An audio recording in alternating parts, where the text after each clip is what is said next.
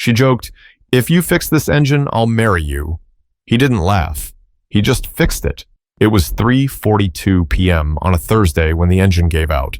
Not in some dramatic Hollywood-style fireball, just a subtle shudder, a flickering dashlight, and then silence. The air conditioning died first. The Georgia heat slipped in through the vents like it had been waiting. Vanessa clenched the steering wheel, eyes narrowing behind dark sunglasses. "Great," she muttered, easing the SUV onto the gravel shoulder near a faded road sign that read, "Bell's Auto Repair, 1 mile ahead." No signal, no assistant, no backup vehicle. Vanessa took off her sunglasses and looked at herself in the rearview mirror. Her silk blouse stuck slightly to the back of her neck. The AC wasn't coming back, and neither was her patience. She stepped out into the dust, heels sinking slightly in the soft gravel. The sun was merciless. She gave one last annoyed glance at the engine before slamming the hood shut. The heat was rising, literally and figuratively. 1 mile. She could walk that. And she did. Hair frizzing, blouse clinging, pride bruised with every step. Bell's Auto Repair didn't look like much. The open sign in the window flickered like it didn't quite believe it. The building was low and square, built in the 70s if she had to guess. The paint on the siding was peeling. The only sign of life was the slow whir of a ceiling fan behind the screen door and the faint sound of jazz playing on a dusty radio. Inside, it smelled like rubber, metal, and something fried. A man stood near the back, hands deep inside the hood of an old Chevy. He didn't look up right away, just wiped his brow with the back of his wrist and kept going. Sitting quietly off to the side was a young girl, maybe 10 years old. Brown skin, a high puff of curls, pink Converse sneakers swinging from a tall stool. She had a half-open sketch pad in her lap and a red pencil clenched between her teeth. The girl noticed her first. "Daddy," she said softly, "someone's here." The man stood up slowly, wiping his hands on a stained rag. He had deep lines in his face, not from age, but from work, hard work, the kind that didn't leave room for pretense. "Need help?" he asked, voice calm but firm. Vanessa straightened. "Yeah, engine overheated about a mile up. No signal, no idea why. Can you take a look?" He grabbed a cap from a hook and nodded once toward the road. "Sure, just gotta close the shop a minute. Zora, grab the kit." The girl hopped down, already moving. 5 minutes later, he was under the hood of her SUV, sleeves rolled up, eyes scanning everything with focused precision. Vanessa leaned against the passenger door, arms crossed. "I have a team that usually handles this," she said, more to herself than anyone. "I shouldn't even be here." He didn't respond. She glanced over. "You always work like this? Alone?" "Not alone," he said, eyes still on the engine. "She's here." Zora was sitting cross-legged on the gravel, sketching the side mirror. Vanessa shook her head. "Shouldn't she be at camp or something?" The man stood up slowly. "Camp costs money. I run a shop. She comes with me." There was no apology in his tone. Vanessa studied his face for a moment. He didn't look tired, but he looked like someone who didn't have time to be tired. She recognized that look. "So," she said, letting the sarcasm drip, "if you can fix this engine, I'll marry you." Zora giggled without looking up. Elijah didn't miss a beat. He just looked at her and said, "Challenge accepted." Not flirtatious, not joking, just steady. Vanessa blinked. For the first time in a long time, she didn't have a comeback, but something about the way he said it made her want to stay and watch.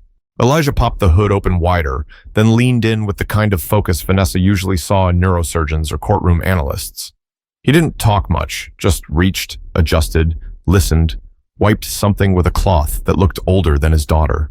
The whole thing felt intentional, like even the silence had a job to do. Vanessa glanced around the garage again. There was no receptionist, no glass water dispenser, no espresso machine humming in the corner. Just 3 cracked stools, a sagging couch covered with a moving blanket, and a faded calendar from 2018 that still hung by one thumbtack on the corkboard. Zora sat on the couch now, flipping to a fresh page in her sketchbook. She glanced at Vanessa, then back to her paper. Her hand started moving. "You drawing me?" Vanessa asked. Zora didn't look up. "Kinda." Vanessa smirked. Make me look like a superhero, would you? I don't know what kind you'd be yet, Zora said, very matter of fact. Elijah let out a soft chuckle under the hood. Vanessa crossed her arms. Oh? And what kind do I look like? Zora finally looked up and squinted. One that's strong, but probably needs a nap. That made Elijah laugh harder. Vanessa raised an eyebrow, amused. You raising a comedian back there? She's observant, Elijah said, eyes still on the radiator. Gets that from her mom. There was something gentle in the way he said it, like the name had weight. Vanessa didn't press. She sat down on one of the stools, brushing off a layer of dust with a business card swipe of her hand. So, how bad is it? She asked. Elijah leaned back, wiping his hands. Your cooling fan relay's shot. Could be more, but that's the first issue. I'll have to replace it. Might take a couple hours. Got one in the back. Vanessa nodded, not thrilled. I've got a meeting at 6 back in Charleston. Elijah glanced at the sun through his garage door, then shrugged. You'll make it. Barely. Assuming I don't mess it up. That earned a smirk from her. Comforting. He disappeared into the back while Zora kept sketching and humming something off-key. Vanessa tapped her heel against the concrete, the rhythm slowing until she just stopped. Her phone still had no bars. She looked over at the little girl, who now appeared to be drawing her SUV as if it were a cartoon animal with long eyelashes and a smirk. You come here every day? Vanessa asked. Zora nodded without looking up. Yep. Don't you get bored? Sometimes, but Dad says bored kids get creative. Vanessa raised an eyebrow. That work on you? Zora held up the sketch. What do you think? It was actually kind of good. Loose, playful lines, but the detail was sharp. She even caught the exact slope of the CEO's tired shoulders. Vanessa smiled, surprised. You got talent. Zora grinned. I know. Elijah returned, carrying a small box and a socket wrench set. We'll need about an hour and a half, he said, getting back under the hood. You can hang here or walk to the diner 3 blocks down. It's clean. I'll stay, Vanessa said, almost too quickly. She wasn't sure why. Maybe it was the quiet, or the lack of people asking for something, or maybe she just liked the idea of being invisible for a minute. I used to draw, she said suddenly, not really sure who she was talking to. Zora perked up. What happened? Grew up, Vanessa said, with a shrug that said more than she meant it to. Zora didn't respond right away, then gently, That doesn't mean you have to stop. Vanessa looked at her, something softening in her jaw. But just as the silence started to settle into something warm, Elijah's socket wrench made a loud clink against the engine, and the moment was gone.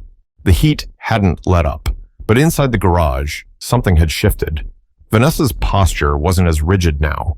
She'd undone the top button of her blouse, kicked off her heels, and sat barefoot on the old couch with her phone face down beside her. Zora was still sketching. Elijah worked in rhythm, slow, steady, methodical. "What's your name again?" Zora asked suddenly, looking up from her drawing. "Vanessa." "You don't look like a Vanessa." She raised an eyebrow. "What do I look like?" Zora squinted. "Maybe a Nikki, or a Tasha, something with more spark." Vanessa chuckled. "I'll take that as a compliment." There was a beat of silence. Then the girl asked, "Are you rich?" The question hit like a soft slap, direct, honest. Vanessa hesitated, eyes narrowing playfully. "Why do you ask?" "You dress like it," Zora said, matter of fact. "And you walked in here like someone who's used to being in charge." Vanessa laughed, more out of shock than anything. "Well, I am in charge. CEO of a logistics firm. Big one." Zora blinked. "What's logistics?" "We move stuff," Vanessa said.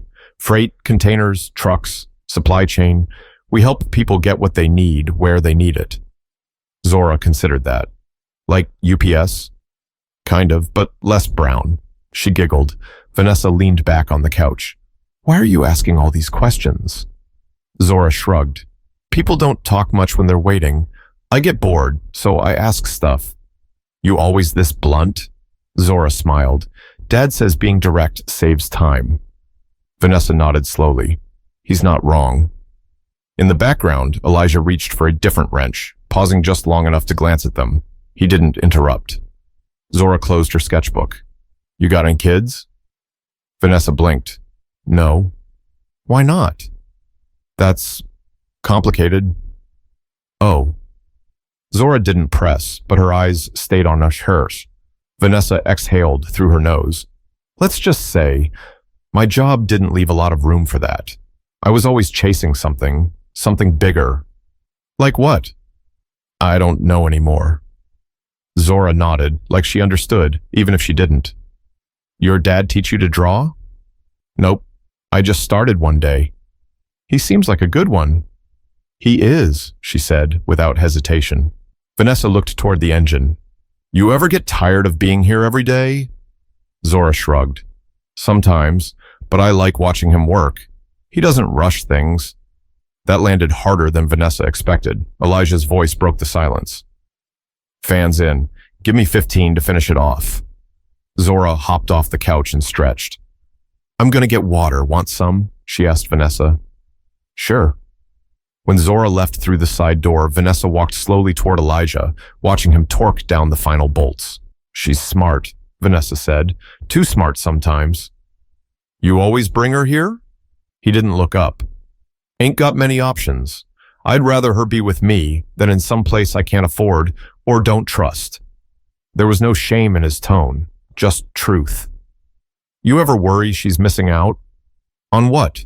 iPads and air-conditioned classrooms that don't teach her half of what she learned sitting right here? Vanessa was quiet. He finally looked at her. I don't mean no offense, but some folks think success looks a certain way. Money, buildings, titles. Me, I just want her to know she's safe, that she's got someone who shows up. There was something final in the way he said it. Vanessa nodded slowly. That's rare. Elijah turned back to the engine.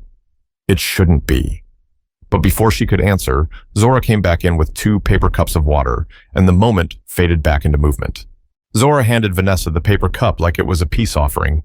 It's warm, she warned. Vanessa took a sip anyway. Better than nothing. Elijah slid out from under the SUV with a tired groan and wiped his hands on a towel hanging from his back pocket. His shirt clung to his shoulders, sweat soaking the collar. He looked like someone who'd been working since sunrise, and probably had. It's done, he said. Should run smooth, for now.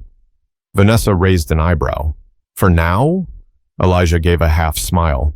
I patched what needed patching, but you keep pushing this engine without regular service, it'll keep dying on you. She looked at the car, then back at him. Like people, he paused. Exactly like people. She followed him to the workbench where he scribbled some notes on a carbon copy pad. No computer system, no invoices emailed with a PDF and a polite message, just a torn sheet and a handshake. Vanessa pulled out her wallet. What do I owe you? He slid the paper toward her. She blinked. This can't be right. It is. This is low, like shockingly low. I charge what it costs, not what I can get away with. She studied his face, no bluff, no performance, just a man telling the truth. I'll pay double, she offered. He shook his head. Don't need it. Vanessa crossed her arms. That's not how this works. He locked eyes with her. It's how it works here. She didn't say anything for a long second. The fan creaked overhead. Outside, a car passed by, music thumping faintly through closed windows. Why'd you even say yes to that joke? She asked. Back when I said I'd marry you if you fixed the car. Elijah smirked. Figured it'd shut you up for a minute. That made her laugh harder than she meant to. Well, mission accomplished. He walked back to the engine bay and leaned against it. You seemed like someone who hadn't stopped in a long time. Not really. Thought maybe if I took your car apart for a while, you'd sit still long enough to breathe. Vanessa stared at him. You always read people like that? He shrugged. Only when they walk in like they own the whole block. She didn't get defensive. She just lowered her gaze and smiled. You know what's funny? She said after a moment. What? I used to be like your daughter. Elijah glanced toward Zora, who was now on the floor flipping through a coloring book. How do you mean? Curious? Happy? Loud sometimes, but thoughtful. I used to spend hours drawing, had a sketchbook in every bag I owned. Let me guess. You got told it wasn't practical. She nodded slowly. Not directly, but Yeah, eventually, ambition drowned it out. He nodded. It happens to a lot of folks. You ever want more than this? She asked. The shop? The heat? All of it? Elijah thought for a second. Sure, everyone wants more, but not all more is better. I want time, peace. I want to be around when my kid gets home. That's the kind of rich I'm after. She leaned against the wall, arms crossed, biting her bottom lip. I think you might be the first man I've met who means that. He didn't respond, just looked down, adjusting a rag in his hand. Look, Vanessa said, you probably think people like me live in a bubble. I don't think, Elijah said. I watch. She smirked again. Fine, then you probably see people like me living in a bubble. And you're right. My days are scheduled down to the 5-minute mark. I eat out of plastic containers. I sleep with my phone face up. Everything looks shiny from the outside, but most of the time, I'm just exhausted. Elijah nodded once. Then maybe the engine wasn't the only thing that needed fixing. But before she could answer, Zora stood up and proudly held out her sketchbook, and the moment cracked open into something gentler again. The next time Vanessa showed up, it was a Wednesday morning. No engine trouble, no appointment, no heels.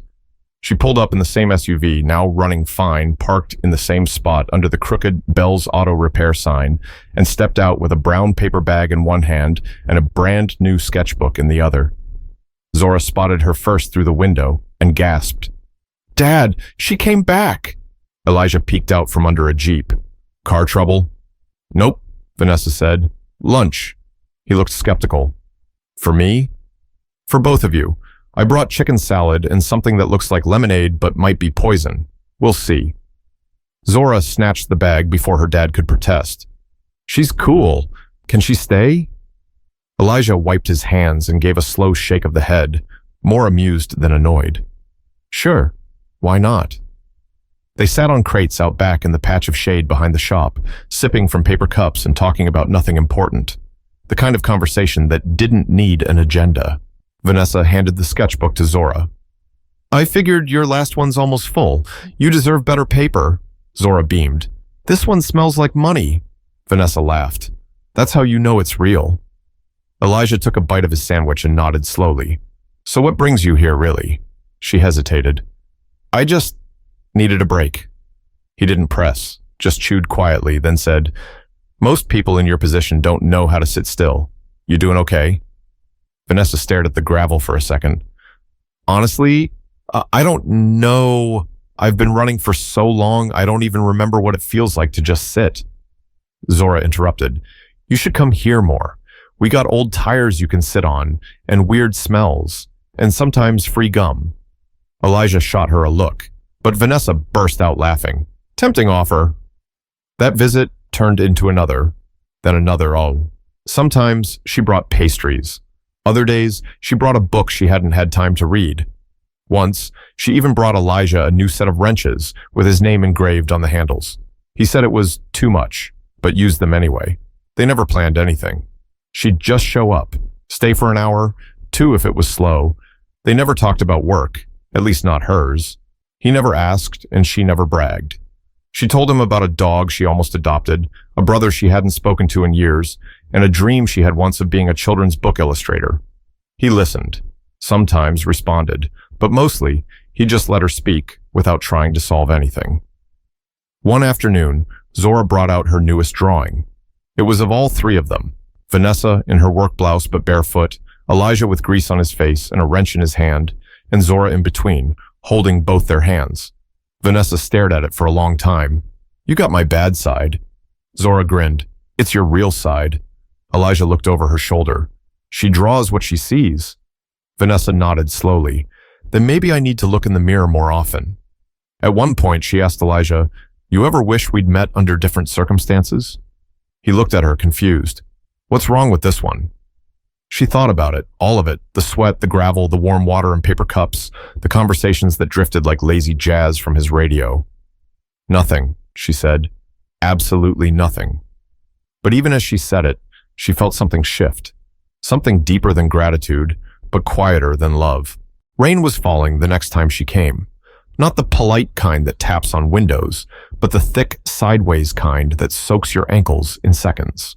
Vanessa burst into the garage holding her bag over her head. She looked like someone who'd just escaped a hostage situation at a board meeting. Elijah looked up from a truck lift and smirked. You know umbrellas are a thing, right? I'm aware, she huffed, dropping her soggy bag on the counter. I was trying to outrun the guilt of canceling my 4th therapy session in a row. Zora peeked out from behind a stack of tires. Want a towel? Yes, and maybe a dry sole. The girl vanished into the back with a giggle. Elijah leaned on the workbench. Bad day? Bad week. Every time I think I'm catching my breath, something else grabs me by the throat. Business, investors, my team, my phone. You tried turning it off? Vanessa shot him a look. I'm not you, Elijah.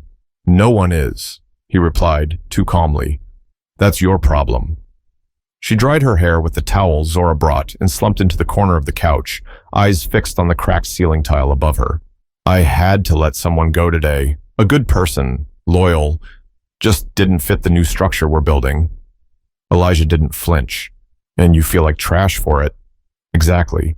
Did you tell her that? No. Why not? She hesitated. Because I didn't want her to think I was being soft. Elijah raised his eyebrows. Sometimes soft is honest. Vanessa let the silence hang, absorbing that. Zora crawled up beside her on the couch. You ever cry at work? Vanessa smiled weakly. More than I'd admit. I saw my dad cry once, Zora said. I didn't say anything, just sat next to him. Vanessa turned her head slowly. That's what you're doing now, huh? The girl shrugged. Maybe. Vanessa looked over at Elijah. You ever wish life had come with a manual? He wiped his hands on a rag. Every day, but if it had, I probably would have skipped the hard chapters. They didn't talk much after that. Elijah went back to work. Zora sketched quietly. Vanessa just sat there, doing nothing for the first time in days, and it felt like enough. Later, as she was leaving, she paused at the door. You know, you're the first person in a long time who's told me the truth without trying to sell me something. Elijah didn't look up. Truth don't cost anything. She smiled. No, but it's hard to find. One Saturday, she came by with a file folder. I need your opinion, she said, dropping it on the bench. Elijah wiped off his fingers and flipped through the pages. What is this? An offer for a community transport contract. Good pay, low overhead, but it's going to be messy and political. I could use someone local to consult. You mean me? Yeah. He looked up. Why? Because I trust you, and because you've built something here. People like you. They listen. Elijah considered it. You're not doing this out of guilt, are you? Nope. I'm doing it because I'm tired of building empires that don't do anything for real people. He looked at the folder again. I'll think about it. Take your time. He gave her a rare, full smile. You're learning. That afternoon, Zora gave her a bracelet made out of scrap wires and a nut from an old carburetor. It's a friendship bracelet, she said proudly. Vanessa slipped it on like it was Cartier. I'll wear it to my next board meeting. You better, Zora warned. They laughed. All three of them. The kind of laugh that settles deep in your chest and stays there. But it wasn't the bracelet or the offer that stuck with Vanessa. It was the realization that this garage had become something steady in her life, something that didn't need fixing. The final time she visited that summer, the air had changed. The kind of warmth that didn't feel heavy anymore, just familiar. Vanessa didn't bring food, didn't bring files. She just showed up in jeans and a t-shirt, holding a small white box wrapped with plain twine. Zora was waiting, sitting on the same milk crate, chewing on a pen cap. You're late, she said. I wasn't aware I was expected. Zora shrugged. You're basically part-time now. Inside, Elijah was adjusting a belt on a rust-red truck. He gave a quick glance, but didn't stop working. Something wrong? Nope, she said, placing the box on the counter. Something right. Elijah looked at the box, then at her. What is it? Open it. He wiped his hands, then slowly tugged the twine loose. Inside was a small plaque. Dark wood, clean lines. The metal plate read, Bell's Auto Repair. Sometimes the best work happens off the books.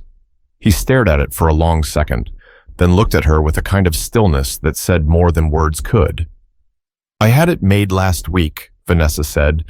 Didn't know if I'd actually bring it. Zora peeked into the box. That's fancy. Are we famous now? Vanessa smiled. You've always been important. Now you're just official. Elijah ran a finger along the edge of the plaque.